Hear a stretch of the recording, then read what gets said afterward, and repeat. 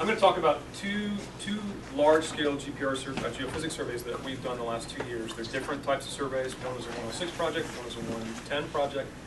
The 106 project was the Georgia Multimodal Passenger Terminal. This is in downtown Atlanta. Some of you have heard me talk about parts of this in the past. Today will be much better, I promise. That was a Section 106 project. And then the second part of my talk is about a survey we did for TVA in the Raccoon Creek area of Jackson County, Alabama. That's a Section 110 survey. So two different surveys. Also, the MMPT project is primarily historic sites, and the Raccoon Creek one is all prehistoric. So different resource types, different federal undertaking here. I'm going to start with this quote just because I like this quote. This guides a lot of the research that Sarah and I do, whether it's the cemetery survey or these big ones, particularly applicable to these large-scale cemetery survey or large-scale geophysics surveys. But geophysical surveys allow the detection, imaging, and mapping of subsurface features over large areas in potentially great detail. In particular, the notion is promoted that these surveys can offer primary data suitable for the study of cultural structures and features within archaeological sites and landscapes. That wide area geophysical mapping can offer informed guidance to the placement of expensive excavations should be well understood. So this is sort of the theoretical underpinning for what I'm going to talk about today, and this really, again, guides all the research that Sarah and I do. Georgia MMPT, this is in downtown Atlanta. I'm sure some of you have been there at one point. The Georgia Dome is in the upper left. The area in red is the big project area. It's approximately 40 acres. That included the entire APE, not just for archaeology.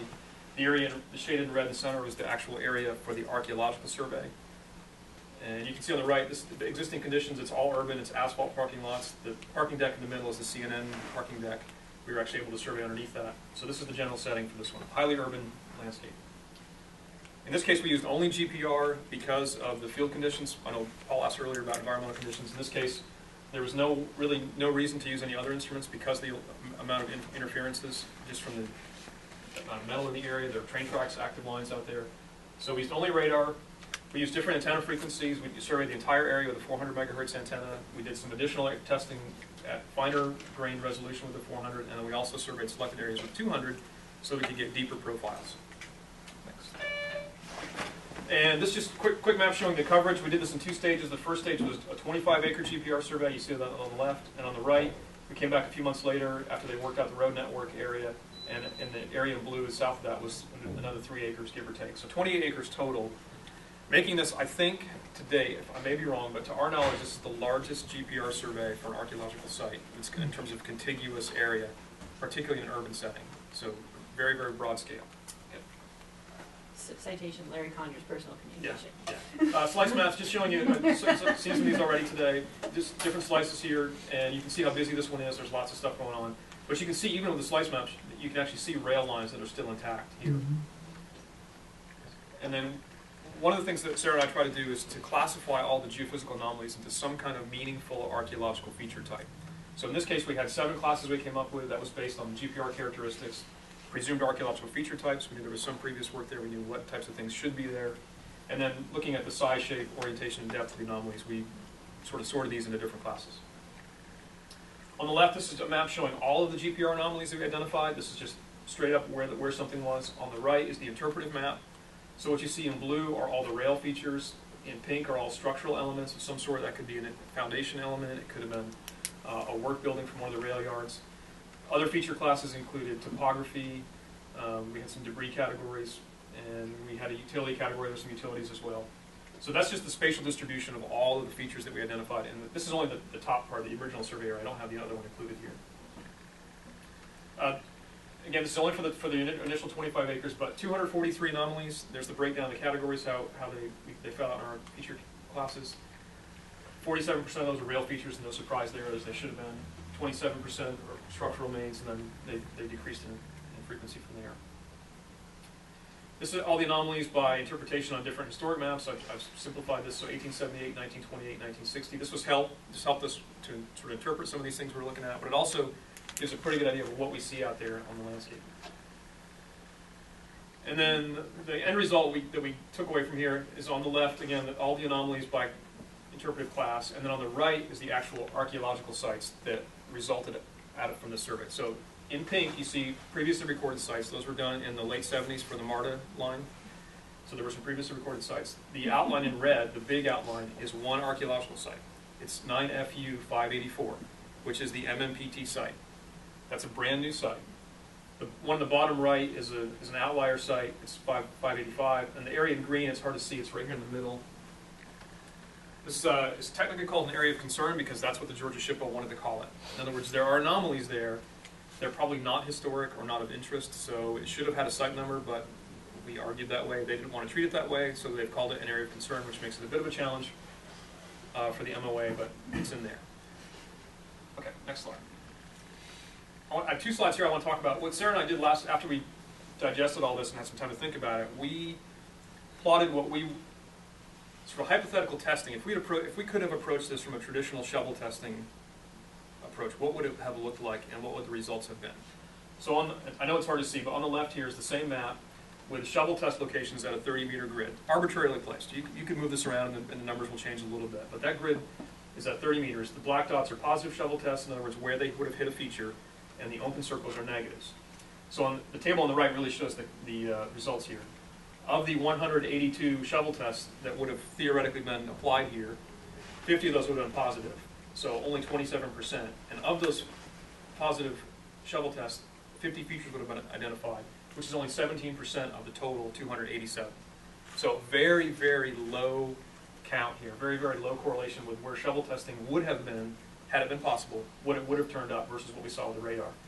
If we do some kind of backhoe trenching, because this is an urban environment, and we just use the number 10 because it seemed to work, the results are a little bit better. 8 of those would have yielded some kind of information with some features, but the results are even worse in terms of the overall percentage. We would have encountered 8 features, which is roughly 3% of the total features. So not very good data here. And I think it was Roy who pointed out earlier that what we get in terms of results here, we're seeing just a small window with a shovel test for a backhoe trench, whereas we have essentially continuous data coverage now of this entire area. So as a result of the GPR, we're able to make, not only know where the features are, but actually make some interpretations about the landscape itself. Next slide. This is my notes on the cost-benefit assessment, again, digesting this post-project. On the left side, traditional testing, this is sort of what we would have done. Same project area, 28 acres. The cost, I'm ballparking these a little bit, maybe $200,000, $250,000 to go out and test that in some way with traditional methods. It would have been selected. Could you have even done traditional methods? No, we could not. How do you shovel test in a You can't. parking lot? You can't. That's the point. But I'm trying to show. If it had been an open field, right. And we had these historic maps. Right. And John asked the question earlier, if we, about the front end costs, or if you want to convince a client or someone to do this. Well, even if we could have done the shovel testing, here's what we would have gotten out of it. Only 50 features, 17% of the total, which is not a very good data return. So on the other side, again, same area. The cost for this one was between $100,000 and $150,000. We got full coverage minus the actual surface obstructions, those things where we couldn't physically run the radar. Comprehensive data for the NRHP evaluation, planning, and avoidance and minimization and mitigation. And we minimize the likelihood of unexpected discoveries, although we recognize, we all know this, that there are features out there that we did not image. And there are features out there that are false positives. They're going to be just garbage or junk. But for the most part, we have a very high degree of confidence in, maybe not in the interpretations necessarily, but in that there is something where we say it is. So, before you go on, next slide, please. This is it. Okay, so this is what I wanted to get to. For 106 compliance, in this case, we worked for Georgia DOT. There were multiple agencies involved. FHWA was not the lead agency in this case, it was FTA. This is a fast-track EIS. They had to get the entire thing done in 2 years from planning all the way to FEIS. They're actually a little bit behind now, not because of us, fortunately. But for the archaeology side, this is what the takeaway for us is that there are multiple archaeological sites. Obviously, we had the previously recorded ones, the big MMPT site. We know that there's excellent archaeological feature preservation, that most of these features are actually intact to some extent. And this is the one I really want to highlight, the middle one, that we were able to recommend that site, 584, as eligible for the NRHP based on the GPR data and the archival research. Primarily from the GPR data. The archival helped us with the ABC part. I have a question for you. So you're doing this for Section 106 compliance, and is this considered a Federal Department of Transportation project? Yes. So when you're recommending it as eligible under A and D, which criteria was it primarily considered eligible under? D. So the 4F implication. We asked about that before we made the recommendations. Right. And we went through all these issues because we were concerned about the 4F implications. And we were told by GDOT to not worry about 4F. They said, evaluate the site the way it needs to be evaluated, and let the chips fall where they might. Okay, but the distinction, why was the distinction that it was primarily eligible under? Oh, I should, maybe primarily is a bad choice of words. It's eligible under A and D, but primarily, D more so than A. Okay. Just because the archaeological potential of this is really where Okay. why it's eligible. It is associated with the early history of Atlanta and the development of Atlanta, so it has that angle. But in terms of adverse effect, it would primarily be through the, Is this the site with the big gully? yes. What is the? So that was really, Historically, it was part of known as the Gulch. So Yeah. in the beginning of the 1850s, it was known as the Gulch. It's still known as the Gulch today. It was always a transportation network. Never had any residential development in this area. It was in the physical impress of the rail network is the reason why Atlanta's street network is so askew. When you go downtown, the grid goes this way, and then when you go to Peachtree Street, it goes this way. So this orientation was why Atlanta turned out the way it did. Sherman burned it. And then Sherman burned it. Yeah. Well, that's very important. Yeah. Yes, Dolores. Did this determination ever make it to the National Register? That I don't know. But I can tell you this, that we had a conference call with Georgia SHPO. I was not physically there, but to discuss this with GDOT and the SHPO.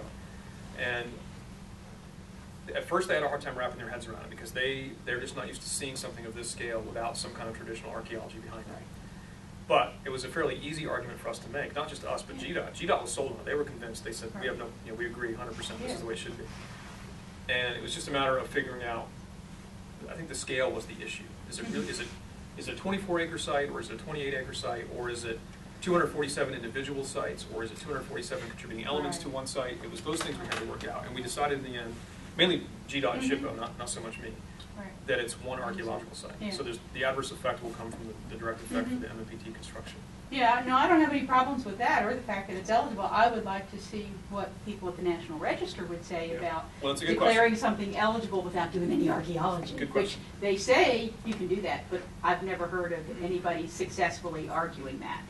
For 106, as you know, we don't Yeah, have to right, do that. It doesn't I have to know. go. So Yeah, they just no, reached and that's a good consensus. thing. It is good. It is good. And there is an MOA for this, so there is an adverse effect, and there will be a data recovery at some point. Well, and somebody could petition for a final determination of eligibility from the keeper yeah. if it was controversial. If it was controversial. So, Right.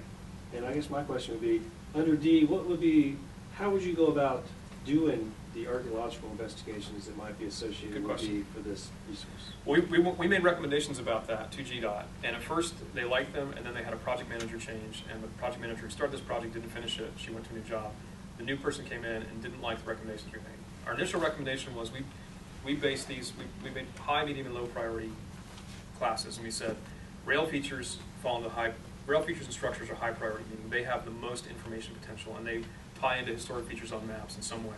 But we don't need to necessarily dig every single one of them because there are so many of those and they're so well preserved, and at some point there is a redundancy issue that we treat these programmatically or thematically and say we're not going to dig every one of these, or if we have an adverse effect and we hit a rail feature and we've already mitigated 7 of these, then we'll just document the 8th one and move on.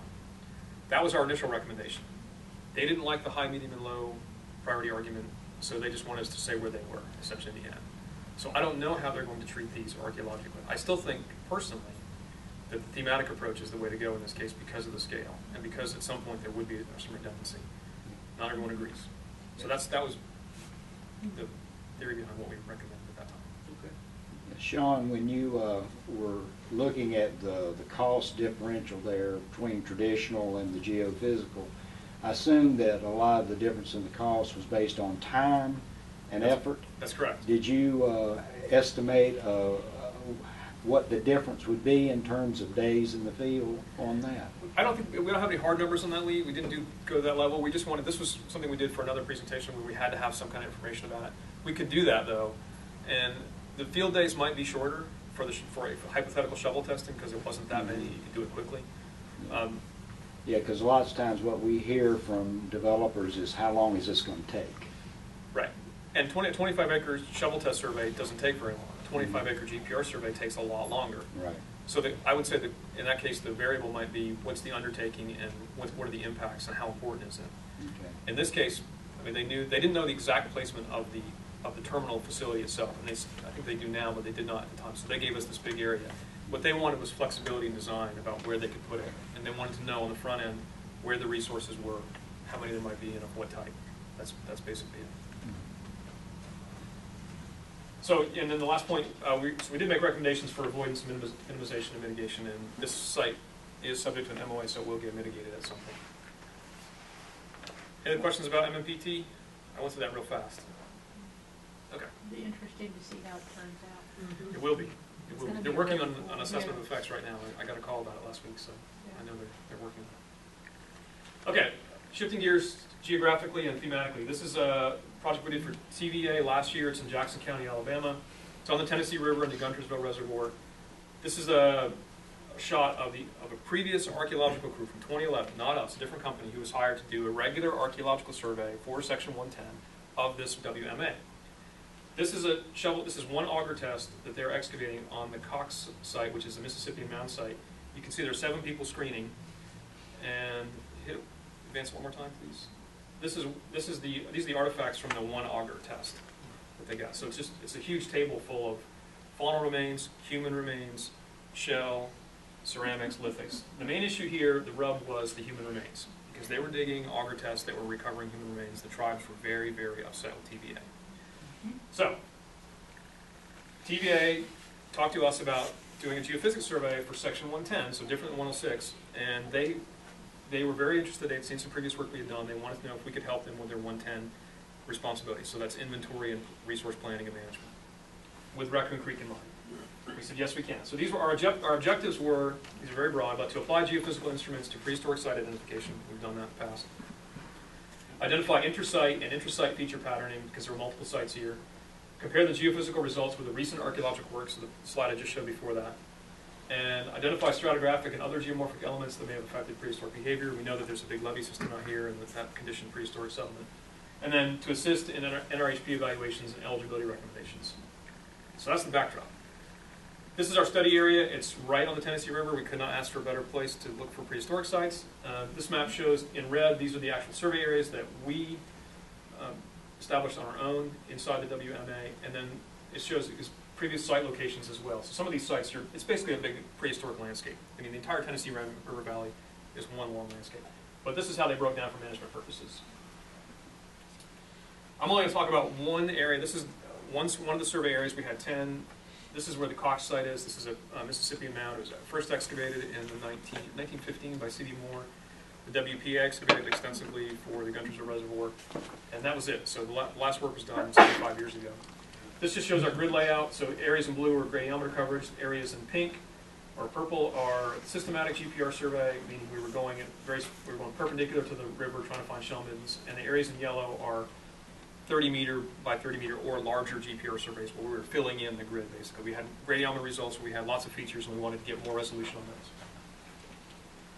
This is summary. This shows, again, all the survey areas, but the columns here show, in this survey area is roughly, say, 74 acres of gradiometer coverage and 25 acres of GPR coverage, spread out through these different survey areas.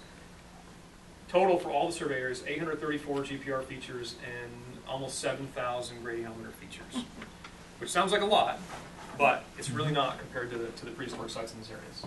So, what we do with the gradiometer classes, I won't go into a lot of detail, but we classify these, we rank these basically by their nanotesla values, because there's some previous research that correlates prehistoric features with low nanotesla values tend to be posts and hearths and features up to about 10 nanoteslas. Those things that are on the much bigger end are really big things, really big burned houses or burned structures of some sort.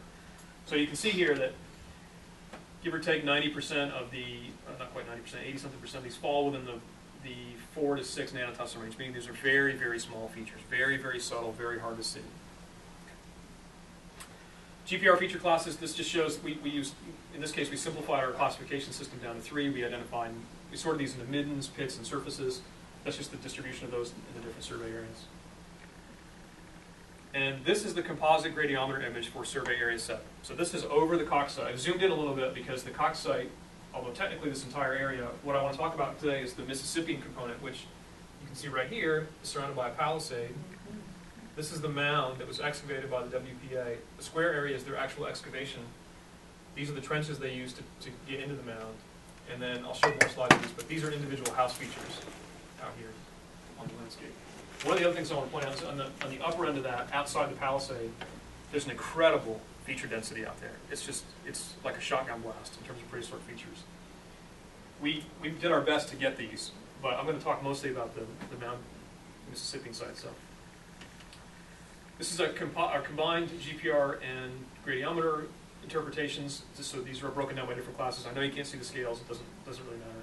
Other than just showing you how many these are individual features. So we've gone from the Gradiometer data composite to actually looking at where these things are and calling them out individually. And a couple of close-ups here. You can see this better. This is the mound. It's gone now, obviously. This is the outline of the excavation. You can see the 4 trenches are here. These are individual houses, prehistoric houses, prehistoric structures. It shows one edge of the plaza here. There's another plaza here. And on the right, that's the southwest portion of the site. Again, you can see individual structures. You can see the ditch and the palisade really, really well. I'm going to point out here that even during the WPA time, they only knew there was a mound here. They knew there was a mounded village, but they did not know there was a palisade. They did not know there were individual structures like that. They were focused on the mound and burials. That's all they were after. They had no idea that these things were here. So these data are brand new, and they shed a new light on this site's internal structure and what it looked like. Okay.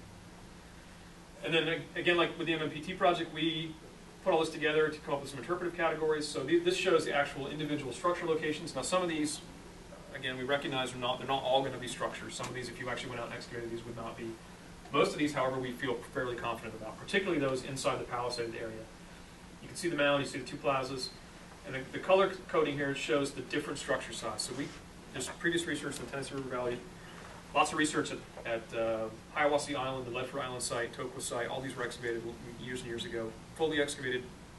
Lots of data on house structure size.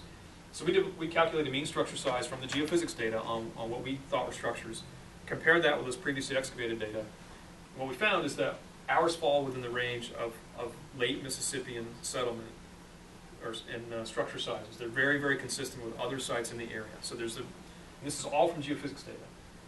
We've also been able to obviously determine the mound location, which we already knew, but there are plazas here, which again fits with that pattern very well, and the palisade itself. And the size of the palisade is consistent with the other sites that have been excavated fully. And so now we know just from geophysics data alone what the basic structure of this site looks like. It's a little harder to get the time part of this, the time component, but going through the previous research, looking at the circumstantial evidence, and looking at the burial distributions and the ceramic types, our suggestion is that this is a late Mississippian, like AD 1500 to AD 1650 period site. And there's earlier Mississippian components here as well, but the primary site organization with the palisade and the mound is from the late Mississippi, which again is consistent with these other sites I mentioned, Ledford Island, Hiawassee, and Tokwa. Okay, so for Section 110 compliance, I didn't show a slide of this, but we did refine many of the site boundaries that were previously recorded from the coring, because a lot of the features we identified are not in the boundaries. They draw those boundaries based on shovel tests. So we all do that positive shovel test. We go between the negative. We make it halfway between. There's our boundary. What we found in many cases is that the features, there are many features outside those boundaries. The shovel test just missed them. There's a map of the southernmost surveyor. It's a lot like your map of Guilford Courthouse. It's like they couldn't have planned their transect to miss They missed every site single one. boundary. So- They went down the spine. They went down the spine, maybe 60 meters off the riverbank, and all the features are within 60 meters from the riverbank. Yeah. And they moved it over 10 meters. It would have every run one right of through those the woodland site. Yeah. So in this case, for Section 110, this was an alternative to traditional archaeology. I mentioned the burial problem they had, or finding human remains. We were able to assist TVA with the resource management, and although we were able to actually generate primary data for NRHP evaluations, in this case, I know Charlie's going to ask, so I'll preempt it. No ground truthing here for 2 reasons. One, TVA did this backwards. They didn't know it at the time, but when they had the archaeology survey done, they were not thinking about geophysics. They hired us because of discovering the human remains. So there's virtually no chance now that there'll be any more archaeology here, because they don't want the tribes upset with them, or any more upset than they already are.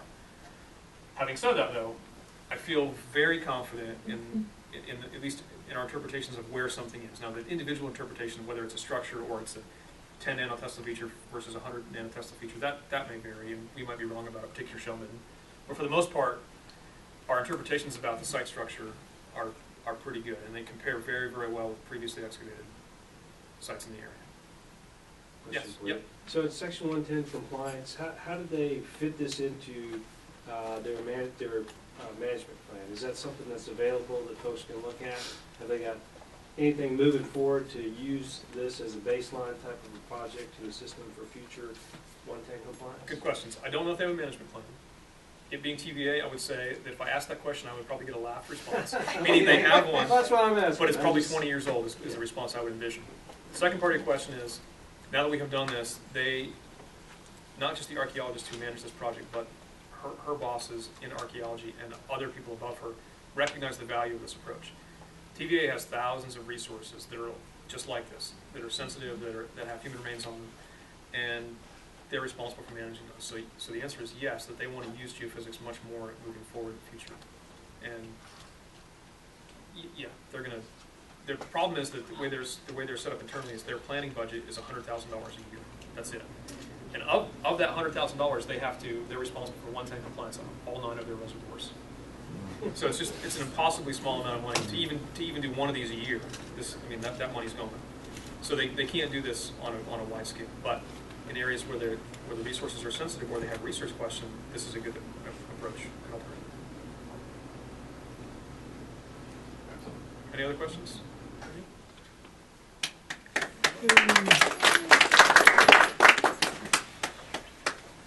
And that was great. I just talked about Section 106 and Section 110. Hannah's in my class. And I said unfunded federal mandate. And see, it's true. That's always nice. It's nice to see it in action. Not made into a liar. All right. I'm going to go this way. And no, I'm not going to be a spoiler, because I do see the value in all of this stuff.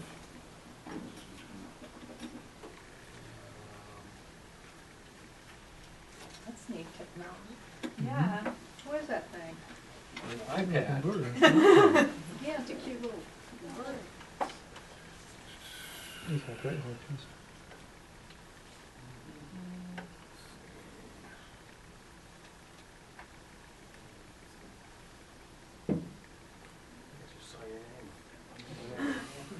good or bad. There we go. No, as I was writing down people who were here. So, anyways.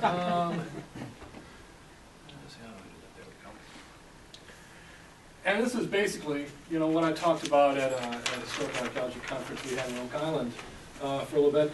And I think for a lot of people, and we saw a couple of folks, and I heard people talking about it at this meeting. Yeah, I want to get one of them. I want to get one of those GPRs. And it's going to really help me out a lot.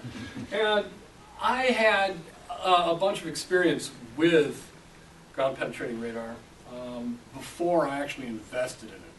And had it been out of just my budget, I probably would have done it. But the dean had a bunch of money, and he said, hey, do you want something big? And I went, you bet, I want one of these.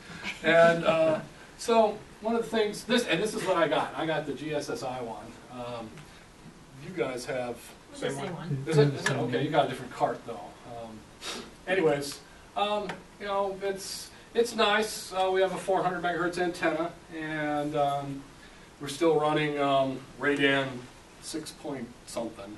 We don't have the 7.0 yet because I can't afford the upgrade. Is it 6.6? Okay. And, honestly, what I got it for, and this is going to really make Jacob gag, but I wanted it so that I could push it along, and when it showed me anomalies, I'd flag them. That was my idea. I'd flag them so I knew where to put my units. That's basically what I wanted it for my... Where I know there's a foundation somewhere here, I want to see if I can find it. Jacob would say, you'd be off 5 feet then.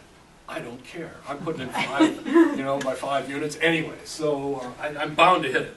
Anyways, so the first time I used geophysical stuff on my own projects, I got Jamie Lockhart from the Center for Advanced Spatial Technologies at Arkansas to come out, and he did all kinds of stuff to help me find the Commandant's quarters at Fort Macon, which is outside of the fort. We had a general idea of where it was because Robert E. Lee drew a map that showed where it was, and he may not have been much of a general, but he seems to have got things back in the right place. But he lost. Let's face it. Said the Yankees. Anyways, and we tried. He brought different. He brought electrical resistivity, magnetometry, EM, ground penetrating radar. And he did all these things in the area that we were looking for. I had other slides to show you, but I didn't want to go into that. Long story short, we kind of thought maybe if we held our heads differently, that, you know, this seemed to be a good place. Actually, let me show you the cool thing I could do. Oops. Yeah, lock the camera. There we go. See? So this looked kind of good. So we put in excavations there, and there was a feature there, not what we were hoping for. I thought it was going to be the central chimney pile, but it wasn't. But it was a nice exercise. It was a field school. The students got to use all the equipment. And thank goodness, Jamie Lockhart was my good friend, and he came out on the university's dime and didn't cost me what it would if I had gone private sector on this whole thing.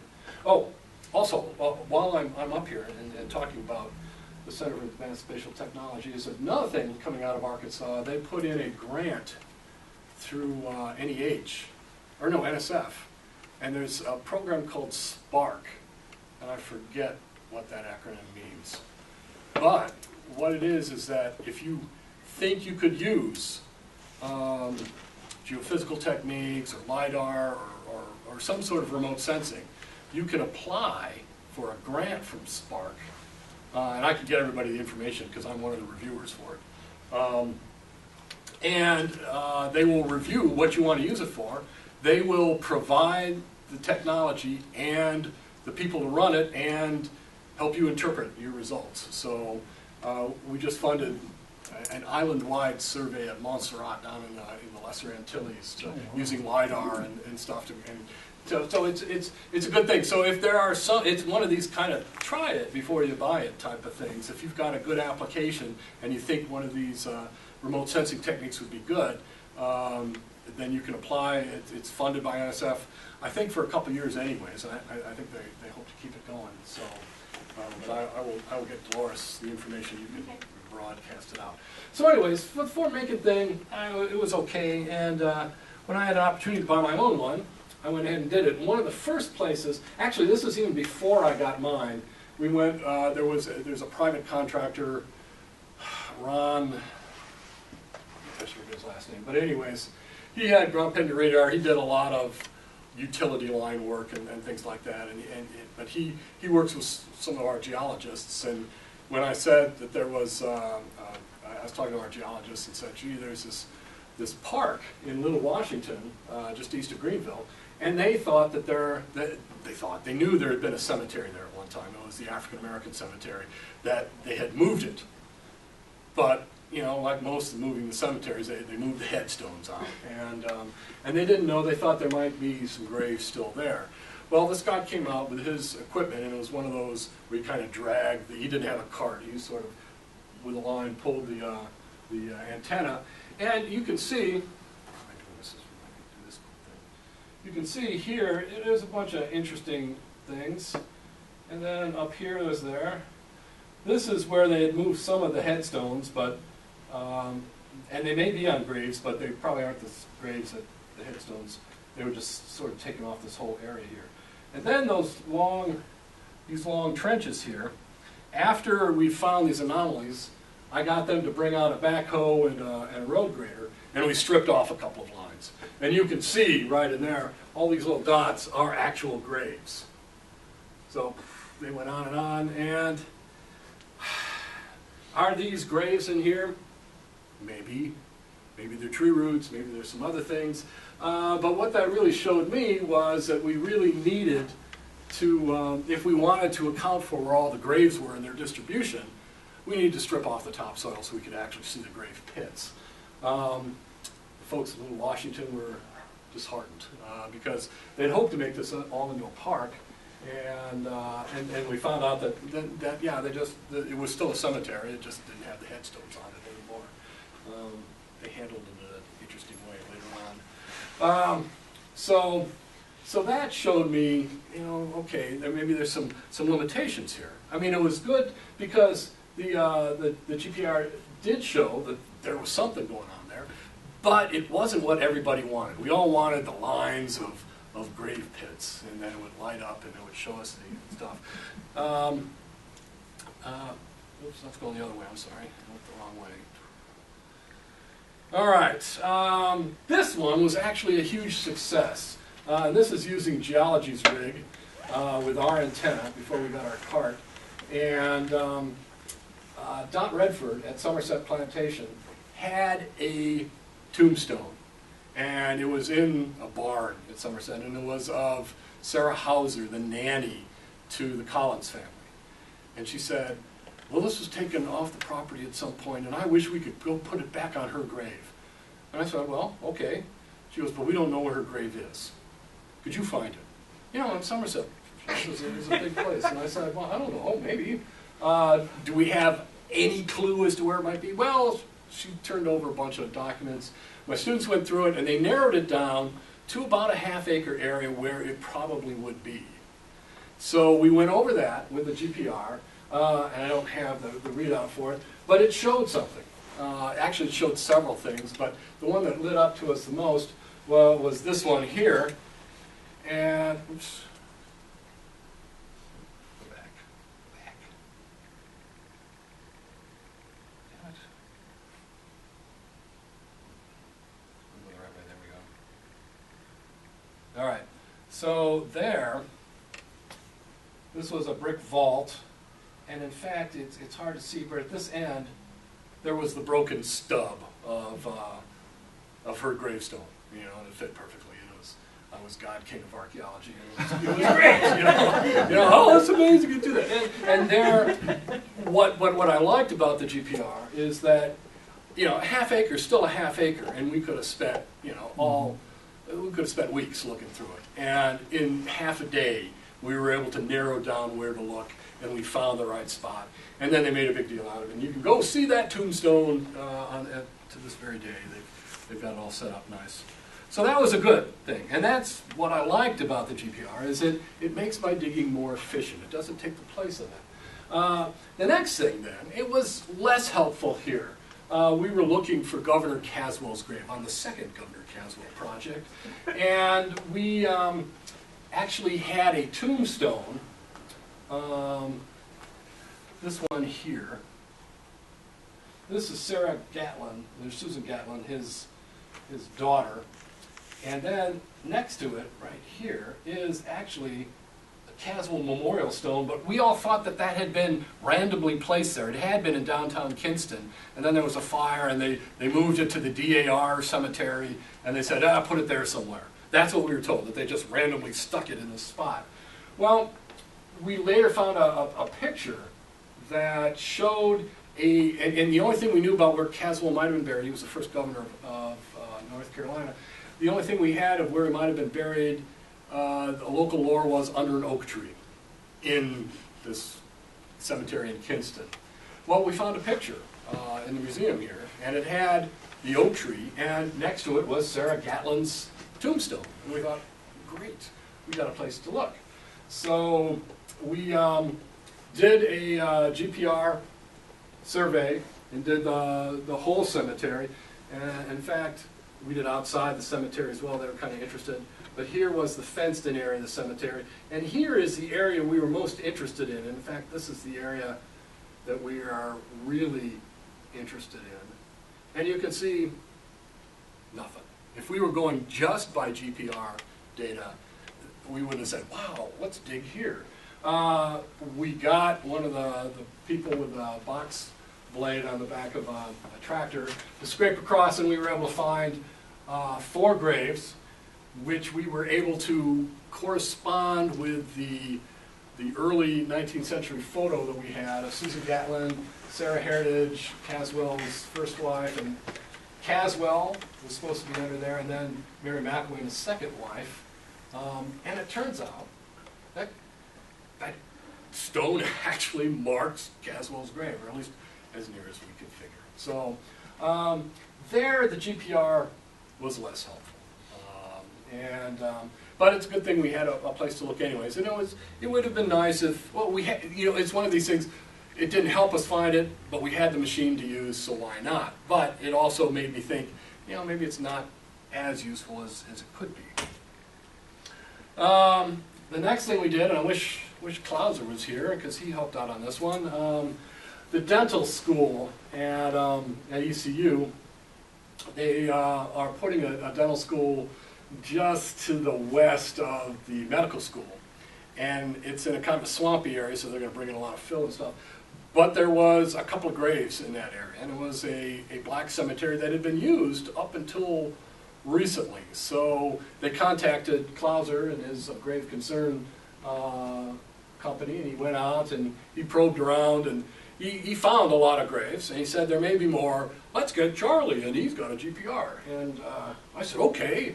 And so I and a couple of my students came out, and this is what we found, and this is one of the slices.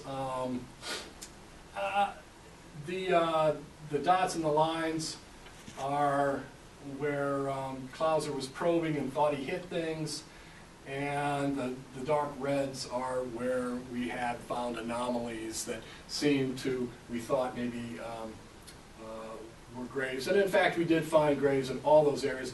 Were they exactly where those spots were? It's hard to say. We had the cemetery relocation people came out, and actually Clauser used this to go back and probe and found some more graves. And so it was useful to help us locate more graves.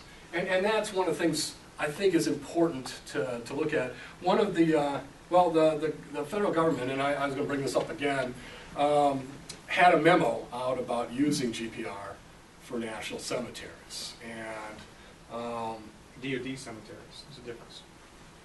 Only applies to DoD installations. oh, only military cemeteries? Right, okay. And because they said that, and I have it here, I'd look at it. Well, there you go. Let's look at it now what it says. No, I'm not trying to make anybody mad, but I'm just saying what they said. Let's go. Here it is. Demonstrated ground penetrating other technology currently being used to determine irregularities below the ground with regards to interred individuals, caskets, and urns are statistically unreliable and subject to a wide range of interpretation. Subject matter experts have provided analysis stating that the results of GPR introduce more uncertainty than conclusive evidence for individual grave sites. The significant costs associated with GPR also far outweigh any reasonable expectation of benefit for cemetery purposes. Therefore, GPR and other technology currently being used to determine irregularities below the ground will not be used for cemetery purposes on Army property until further notice. Is that still in effect? It is, however, yes. Quick point. We have some new information. We did find out from a reliable source recently that the reason for that moratorium is that they spent $5 million on that cemetery survey. That's why And the cost is prohibitive. Yeah. Yeah. Something we probably, I mean, we don't know exactly what they did, but They it would got have been taken advantage of. a tenth of that for.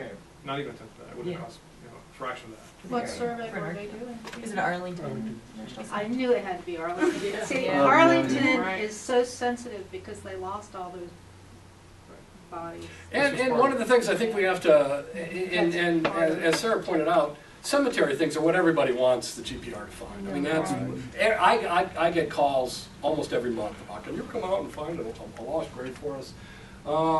And that's what people want to know about. And the deal is, being 80% or 88% or 89% oftentimes isn't good. I mean, especially at Arlington Cemetery, yeah, we found them all except for John Kennedy's grave, you know.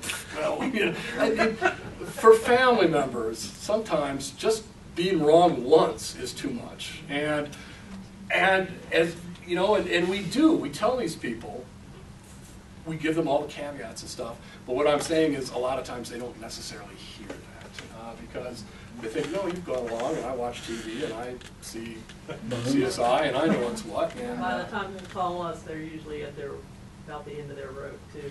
yeah, and you know, and when dealing with these are emotional issues for a lot of folks, and so this is a tough thing. It was helpful, but and another thing that I have found with ground penetrating radar is sometimes the folks, yeah, they're interested in finding these things, but they are as interested in making other folks see that they're doing their due diligence. We got a call up around Ahoskie to, the city was putting in a water line near Black Cemetery. And from all the records that they had, they were outside the cemetery and they weren't, I mean, it went through the cemetery grounds, but they didn't think they were going to hit any graves. But the community was not happy with that. So they hired my students to go up and run the radar off. And I said, you realize that after we do that, whatever we find, the only way you can know for sure is to strip off the topsoil. And they said, there isn't anything there. And I said, well, then why are we doing this? And they said, so the community can see you doing this. I went, oh, okay. So we did it, and we did not see any anomalies in the area. We wrote the report and we sent it off to them, and they were happy, and my students got support, and I was happy. So, but you know, sometimes that figures into it, and we have to take that into account. Now, and sometimes it just hardly, it's problematic as to the results you get. The folks at Bath, really, they've got the Palmer-Marsh Cemetery. They're about, oh, how many marked graves in there? A dozen? Maybe. But there's 36 people recorded as being buried in that area, and they want to know where the rest of them are. And we have done this multiple times, and I think we've got the general area, but they kind of wanted to know where each grave was. And I said, we couldn't really do that. They'd have to strip off the sod, and we could then, you know, mark all the grave heads. Interestingly enough, not at this one, but there's the graveyard outside of St. Thomas Church at the other end of town. I mean, we ran, I like to, if we're in a marked cemetery, I like to drive the cart over marked graves so I can see what the signatures look like. So where I know people are buried, I can drive over. And doing that down at St. Thomas, I wasn't getting anything. And you've got well-drained sandy soils and 18th century coffins that go away after, you know, so many decades of getting wet and drying out. And sometimes there just isn't anything to see on these things. So that's why, you know, I think we need to be careful sometimes about saying, well, there are no graves in this area. Well, there may be. They just might not show up as well. So is it worth the investment? And actually, Roy, this is a lot like your thing. What are its strengths? It tells me where I want to dig. That's what I want the GPR for. And I'm in a different business than you guys. I mean, the stuff in Atlanta, I mean, you couldn't have done it any other way. I mean, that was great. That's fabulous. And the Cox site, that was great too, you know. Excellent work. For me, I want to know where to put my excavation units, and that's what I want it for. And it's a good teaching tool. The students get into it. They're attracted to the technology. They pay attention. You know, no one learns if no one's listening. And so everybody likes to push it around and look at the screen and things like that. And you know, this business about due diligence, it does impress the clients that you have that technology and they think they're getting their money's worth. And so that's good. And they actually are. The weaknesses are, it's 20 grand, you know, just off the bat. And for me, unless somebody was giving me that money or I had a grant or something, there's no way. I don't know how many years of my lab budget that is. So and there's a steep learning curve. Not so much, there's a little bit of a learning curve to how to set it up and get it going, but you know, we figured that all out. But using the Radan software is less intuitive than one might hope. And I'm not a Luddite. I mean, I do use a lot of computer programs, and it's more time than I can put into just that one program to get as good at it as I need to be. So there is that. And, you know, it doesn't work in all environments, and that's, you know, and that's the nature of the beast, and we just have to understand that and make other people understand that. When you've had a client that paid you $1 bazillion, well, roughly $1 bazillion, to come out and use your radar, and you say, well, the soil sucks, it's not working. You know, maybe they don't understand that, you know, that's not how it's working. And that's why my friend Jamie says, use all the different kinds of geophysical technology at your disposal. If you've got magnetometry and you've got resistivity and you've got all that stuff, throw it all out there and see how it works. And that's all I wanted to kind of sum up with. Thank you.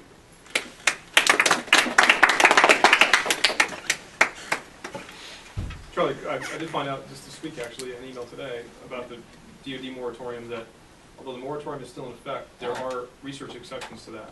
So it's not a blanket moratorium. Okay, there are yeah, individual exceptions to that.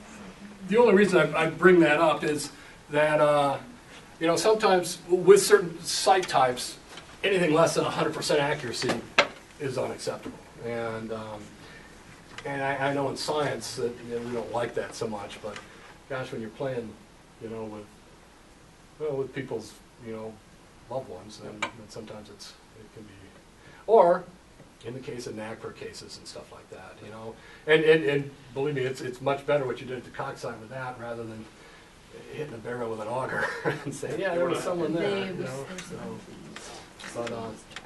Charlie, have you excavated any burials in that area in Bath?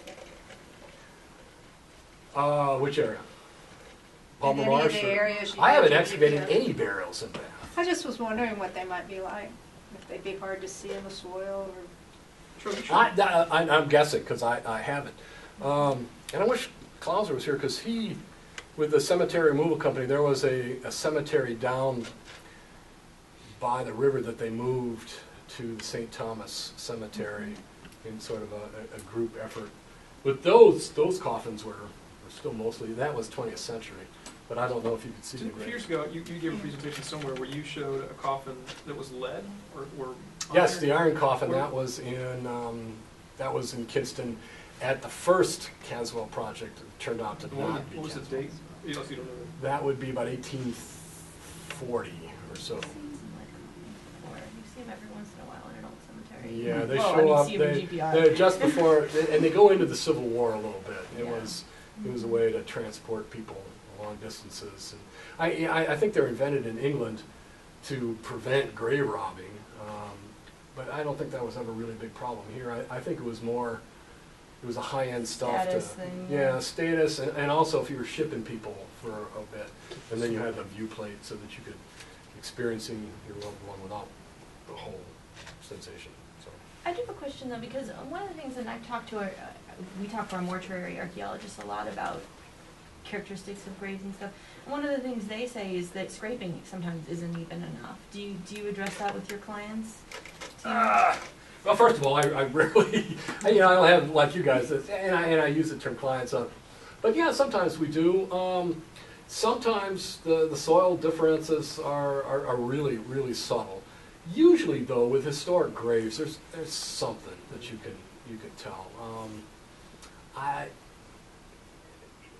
Were there graves that we stripped off that we didn't see? Well, maybe, but I don't know how we'd know that unless they dug up and hit something later. But most of the times, the grave pits, you've got to be careful. One of the first times, I don't know if you were part of this, Dolores, when I first got to ECU, it was about 94 or something, we got a call that they were putting in a parking lot at a building on Greenville Boulevard. And there had been a cemetery there and it had been removed. And but they found a brick vault, and could I come out and look at it? And they called Raleigh, and then Claggett or somebody called me, and I went out, and of course there was nobody home, it had been moved. But there were a bunch of other, and you could see all the grave pits that they had moved. And the really neat thing about that is, yeah, they had moved them kinda, it was like a backhoe by the headstone, cubic meters of sacred earth. Yeah, and that was the legal That's how they do it. definition, and so they met the letter of the law, and if you got bones, that's good, and they did. They got the heads, but the rest of the body was there. But it was really great because you could see where the backhoe had gone in and into the grave. I mean, if Speaking you of ever want to sensitive have issues. anybody moved, have an archaeologist do it. Yeah. Otherwise, they won't really be moved. But now, Matt, didn't URS, that Hertford, The Hertford County, they scraped off we, and you couldn't see the graves? And I could see where that might happen. Yeah, I haven't. It hasn't really happened to me, but. There's levels of uncertainty. Mhm. Well, they did scrape it. They scraped off roughly a quarter of an acre. And that was actually based on a an old deed that they said was the exception there. And after the scraping, they did see most of the pits out there. and just to be clear, that was when we didn't do remote sensing Yeah. on as a matter of course, and if we had, we wondered after the fact, would they have shown up? Mhm. So, Well, yeah, probably would have because of the nature of the Well, I brick think line three determines. of them were brick-lined shafts, Mhm. so Yeah, those those light up pretty well. would have Yeah. lit up. But as for the other ones, there were quite a few non-adult, baby or infant burials that probably would not have shown up in those sandy soils. But yeah, commercial grave movers are not very delicate. And they are usually required to take a certain quantity of dirt out of the grave. Sacred and move earth. it. And Give I me mean, it just sensitivity. depends on who does it. Well, Yeah. even the stuff we do through DOT, our right-of-way agents are responsible for the Mhm. disinterment and reinterment, and sometimes plat maps that they produce will only have a long and lat single point associated with it, as well as the supposed orientation of the graves that they removed. They oftentimes don't actually have the individuals that were taken out, nor do they have where they really taken out, except perhaps the heads like you're talking about. Mhm. So, You know, another interesting thing, and this was on this, is the word cemetery removal, and they actually do kind of get everything out of it, Yeah. right? But they had removed these coffins, and it was interesting, and it has nothing to do with remote sensing, but the weight of the earth had gradually collapsed the wooden coffin, and it squished the skeletons, and they were flattened, basically. You know, I guess if it's slow enough and it's soon enough after the death, you know, the bones are still somewhat pliable, and so it was really interesting. I've learned a lot of this stuff with all the cemetery work that we sometimes get called in. But you know, honestly, when people call me, I say, well, we can come out there and you know, if I can work this into a class project, I kind of have to do that sort of thing because I'm not in the contract business. But if I can make it a class project, we'll do it, but always with a caveat. You know, we may find anomalies, but you're going to. I always recommend that they strip off the top to find where these things are. Especially, you know, I get a lot of calls from churches and stuff. Oh, we want to put a building here. You know, and I have to think, well, okay, you know, and we can maybe help you a little bit, but always, they really don't understand what they're asking for, what the capabilities are. So it's just a cautionary note to them. We need to, and I think everybody realizes that most people don't get it. Right, I think they think they're getting an X-ray. Well, What's when we in did the the Caswell ground? thing, one of the DAR ladies came up and said, now you'll know it's him because there's a wedding ring on his left hand. Yeah, All right, right, lady. all right. I have that image from Bones where they're like, well, in there we can date it because that's a CD next to them, and they actually have a GSSI 3000, and they somehow got Yeah, on the put that screen on the the round screen. was a CD. That's a great image. We spent, to that question, Charlie, we spend a lot of time when we get those calls trying to talk to people out of doing it, honestly. That's really the approach we take, is to give them all the caveats up front and say these are the limitations. And if at the end of that conversation they still want us to go forward, then we say, okay. So at that point we've but those- educated them on Those ones that you guys showed, I mean, those are really good applications of GPR, and I really think it's a valuable tool, and for a lot of folks it is worth the money. But for the casual person, probably not. Well, and there's something to the operator skill level. Yeah. Which, Did you think it's, you know, I know with metal detecting, there are some folks that are just good at it. It's almost an art more than a science. I think it's more of a how many cemeteries have you done, how many graves have you looked at, and how, you know, how long are you willing to look at every profile, and That's a good question, Charlie, and I think I understand what you're getting at, and I would say yes, it's not just the technical aptitude to be able to run the instrument or process the software, but to be willing to sit down and look at With the experience 61 of getting individual that. profiles. And I guess, you know, that's what I 400. get with those metal detecting guys that have been doing it for, you know, decades. They can hear the different pitch of the beep, just the beep to me, and so, I guess you would call them an experienced operator that knows kind of what's going on. So.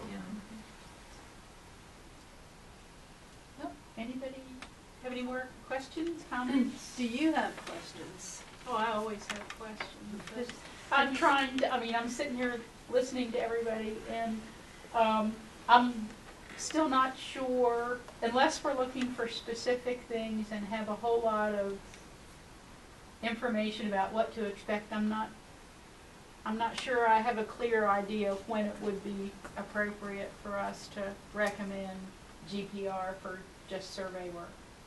I mean, I can see for specific, circumstances, urban areas and things like that, or in small, I think it would be a great thing to use at all of the state historic sites.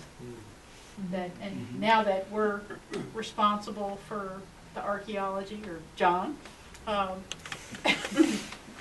there it is. Yeah, we were talking about like the Capitol. It'd be Right. fun Oh, we're to talking do about that. It'd be fun to do something there mm-hmm. to demonstrate They asked for money what you could 2 years do. running and they were turned down to do any type of geophysics there, according to their site manager. Oh, okay. Yeah, Well, they put it in there. But, I can see in a situation like that, that's kind of its best and highest use and most effective use. But I'm still not convinced that we can do a Doris, we standard. have one example, Sarah can talk about it more than I can, where we did maybe a year ago, where it was a solar farm, and, what are you talking about? So- Yeah, it was,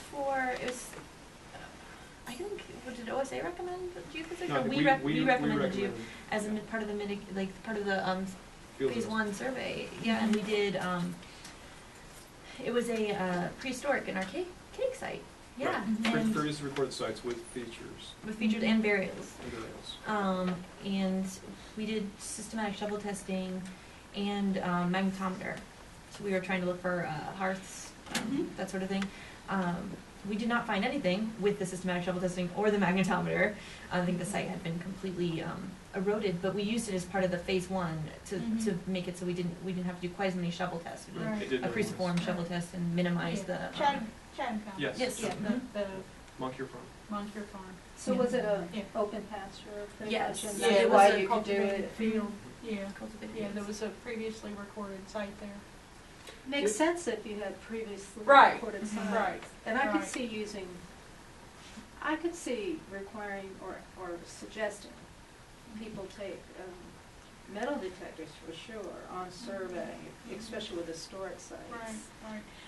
And maybe magnetometers if they're not Yeah. too. Particularly, Yeah. particularly sites like this one had been previously recorded by a local interested party. Right. The boundaries were sort of drawn on the topo map A lot and. smaller than what they ended up to be. Yeah, Yeah. exactly. Yeah. So, it really is, I think there's a lot of sites like that. A lot of us has always been doing shovel testing because there's nothing better. But now I think But we're starting yeah. to see that there is Mhm. something better that can be used maybe in conjunction with shovel testing and in some cases instead. If you want to do a phase 1 and say, yeah, there's some stuff here, and the phase 2 would be to go out and test those anomalies and see what Right. they are. Right. So. Yeah. Well, John, you had the Borrow Pit survey In Cumberland County? County. Yeah. Why don't you talk about that a little bit? Well, that wasn't so much geophysics, but No. over time I've reviewed a lot of these bar pits in Cumberland and Hope County on these landforms where they scream, there's got to be something there. It's got to be there. And the traditional phase 1 stuff would turn up a few eroded surface collections, maybe something in the incipient A horizon there, and that was that. So one came up, and I just looked at it, and I talked to Lee, we talked it over, and we looked, and I said, I'm going to do something different here. So I said, instead of doing everything shovel test, let's go out there and do some stripping. Initially, it was met with a little bit of skepticism. Well, that's not in the toolbox for this phase 1. So let's just give this a go. Long story short, they found multiple hearths, multiple features that they would have never found with the shovel testing. And they did it in almost half the amount of time. And it was really amazing. And we were able to do it like, what do you call it, Matt? You're 1 and 2 together. Identification and evaluation. Yeah, right there. And they were able to just move on and go to a different place to get their borrow. But it was amazing what came up in the photographs. You just looked at it and you went, this is what we've been missing all this time. Of course, it helped that they were a earth-moving company. Yeah, that helped too. And I pitched Yeah, it. that's always Yeah, I know. Well, see, Always you useful. have to take advantage Yeah, of I pitched that to them. You got the circumstances equipment, you got find the yourself in. experienced operator. You can spend 3 days with a shovel digging, 50 by 50s, or you can spend 2 hours. And then they hit up on that, and they're a believer now. Now, in an episode of Savage Family Diggers in western North Carolina, they had a garden tiller that they pushed ahead of them on a survey transect, and they found all kinds of good stuff. That was worth quite a bit of money, as I recall. Just they interpreted it. Yeah. But it just shows, you know, that the educational application that we have to do is to, you know, break out of our old mindset and say, you know, don't worry, no one's going to look at you askance or hold you responsible because you didn't use a traditional 30-meter shovel test. We just need to look at something a little bit different. At the broad reach, do you think Yeah, that would have been Broadreach. good for? I'm not familiar with Rabbit the conditions there as well. I don't know the surface conditions. Was it wooded or was it open? Oh, no, it was open. Open. Yeah, It was big open. And that was the big village site. Then yeah, I would that would have been Yeah, my lots first of choice. pits. First choice would have been gradiometer. Oh, yeah. The thing that's very fast. We can do how many acres a day? 3 to 4 acres a day. Roughly. 3 to 4 acres a day? Yeah, with a gradiometer. Is that 2 people? Depends on the site. It depends on the site. Usually two or three, depending on how big an area. Or So when you go out there, Sean, what's your normal crew? I mean, Well, let's say again, you it go out depends. to do If that. it's just a GPR survey, it's just 2 people. It's usually Sarah and someone, or Sarah and I, or me and someone. If it's a gradiometer survey and it's a large one, there are at least 3 of us, because the gradiometer is fast, but it requires moving the tapes ahead of time. So if there's 2 people moving tapes, then literally you can collect data as fast as someone can walk all day long. Mhm. So we can collect 4 acres of data a day at that rate with 3 people. If it's only 2 people, then that cuts it back a little bit, because 2 people, one person can't move the tapes as fast as the other person can walk. So there's that element to it. If it's some of these larger ones we did, like the Raccoon Creek one, was a combined gradiometer and GPR. So at various times we had 4 or 5 people at any one time using both instruments simultaneously, trying to speed up the process. So it really depends on but the minimum is always 2, just because it takes 2 people to really lay out the grids and move things around.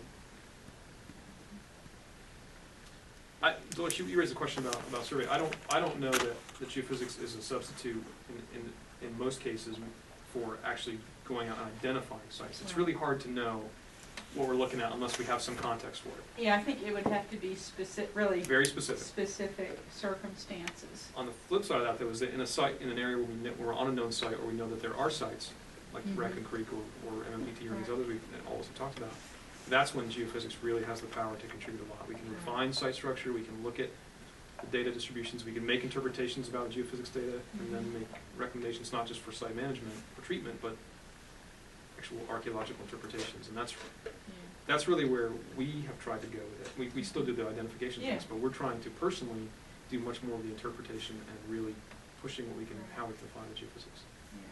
Yeah, that sounds like a better fit. I would be very interested if you hear if the National Register ever gets a hold of the Atlanta thing. I would be very interested to hear what they have to say about eligibility, because theoretically they say you can nominate an archaeological site without doing archaeology, but if you ever send them one, they always send it back and say, well, you haven't done any archaeology. And yeah, but I think that would be the perfect Test case It's a good scenario. test case It is. to say, yeah, I mean, I think it would be pretty obvious that is eligible. Yeah.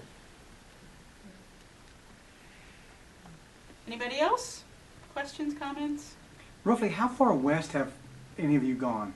And by west North Carolina, I'm thinking of soils. Going from the coastal plain to the Piedmont to slightly more rocky, slightly more clay. I mean, Where do you want to found- send us? Where do you want to send us? We'll go. One of our students did some stuff with App State, Do you want in the mountains? somewhere around Biltmore, I think, and they got fairly good results. So Well, you've been out there, haven't you? Yeah, we haven't worked in Western North Carolina on a geophysics survey that I can think of, but we've worked in lots of other mountainous areas where the soils are a lot different, and they're shallow and rocky, and we've worked in southern Florida where the soils are very, very thin, and the bedrock, is calcrete that's 30 centimeters below the surface. Each one of those is a different environment, and so what we try to do is brush up on the literature to make sure we understand what the variations are and understand what the soil conditions are, because all those affect the results. And I've often been on sites where people say, geophysics won't work here, it doesn't work on those soils. And, it's so variable site by site and area by area, so it's hard to just generalize, Well, you would quickly, I know because it would take a long time on it, but explain again why you would why sometimes people dig a little test of the soil and what you set when you want to start your GPR. what is it? It begins with a D. The dielectric. Thank you, the dielectric, because maybe that's what John's asking about too. Well, Some I people mean, might get a bad result versus others because they had set it incorrectly. oh, well, we usually don't set our dielectric permittivity before we start a survey, just because, I mean, you can kind of guess, but what dielectric permittivity is it's kind of, trying to think of a really easy way to explain this, sort of a standby for the type of soil that you're dealing with. Background noise? Stand-in, it's just a number, a way to quantify. And it has to do with the chemical signature of the soil. And we try and get to that in GPR because it helps us figure out the velocity that the radar energy is moving through the ground, which is really important because once we have velocity, you can get to depth. And usually, you can calculate the dielectric permittivity very precisely with, if you're a soil scientist, I think, but we aren't. And so we usually try and get to RDP based off of doing hyperbola fitting, and then you can use that to calculate. I remember what that is now. Okay. Calculate the RDP, and if you know your site really well, you might be able to get an idea of the RDP before you go, and they'll affect the velocity, and sometimes having a low or high RDP can affect the data quality. But I've worked in areas with very high RDPs, which the highest would be unsalinated water, and had very good results. And then areas with very low and had very good results. It just can affect how big your time window will be. And at the Raccoon Creek example we showed, we calculated different RDP values for each of those survey areas. So each one had a different, and in most cases they were very, very similar. They were close enough so that in some cases we could have used an average. But there were a couple of those areas where the values were significantly different. And that would, as Sarah said, that affects the depth calculations that we use. So we used individual calculations for each survey area, just so we could get more accurate depth representations. And really, theoretically, they could vary within a survey area, or transect to transect. We tend to work from an average for an area. And if it's big areas, like Sean said, we do that all the time now. In big areas, we'll calculate RDPs and try and work at kind of spatially. It's kind of loosely dependent on water and air. If you were to go excavate one of those anomalies, and we said it's between 30 and 60, or it's at 35 or 37 or whatever, if the RDP value is off by a little bit, then that actual depth of the feature is going to be a little above or a little below where we said it was. So the more accurate the RDP value is, the more precise it is in the field if you were to actually go look at where that thing is in the profile. That's the difference. So it's like walking a field. It's always better after a rain. Is that kind of the? No, or is it? well, it can, the soils. So like some soils will be better after a rain and Right. some won't be. And I wish there was a really simple, there's not, but a simple answer. Because like some clays, if they absorb too much water, it could be a disaster after a rainstorm, or well, not disaster, you might just have to wait for it to dry out. And some after a rainstorm, like I was saying to Paul, if it absorbs a whole lot of water, your feature is, maybe your feature's clay and everything else isn't. And your features that you're looking at absorb all that water, that could be great. But tree roots absorb water. Tree roots do We absorb don't like water. finding tree roots. Well, when we were doing resistivity at Fort Bacon, we had to go in front of the resistivity Resistivity with sprayer, Yeah. and because it had been so dry in the sand, and we were in a sand dune basically. So. Yeah, resistivity really needs the water. It really helps with those. Thank you. GPR it's a little more. I like all things, like GPR is the hardest of all the geophysical methods. That's what Larry always says. It's the hardest to learn, hardest to get good at.